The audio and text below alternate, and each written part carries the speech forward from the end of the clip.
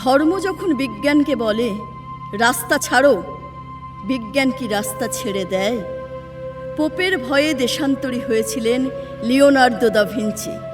সারাদিন একটা অন্ধকার ঘরের মধ্যে পায়চারি করতেন গ্যালিলিও গ্যালিলেই।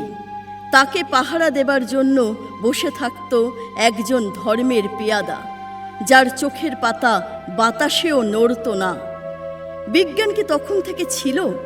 তীর্থের পাণ্ডাদের হৈ হৈ, তাদের লাল চোখ কি পেরেছিল পৃথিবীকে বেঞ্চের উপর দাঁড় করিয়ে সূর্যকে তার চারদিকে ওঠবোস করাতে?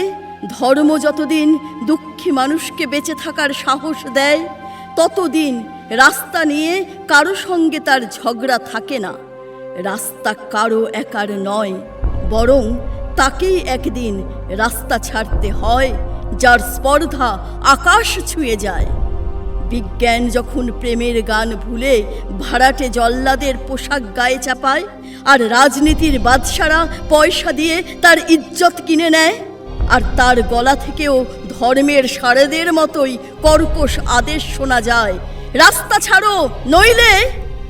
পৃথিবীর কালো সাদা হলুদ মানুষের গান, তাদের স্বপ্ন এক মুহূর্তে সেই চিৎকার শুনে থমকে তাকায়।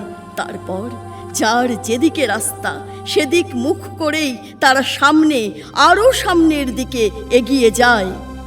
কেউ কারোকে রাস্তা ছেড়ে দেয় না। যতদিন এই পৃথিবীতে গান থাকে, গানের মানুষ থাকে, স্বপ্ন থাকে।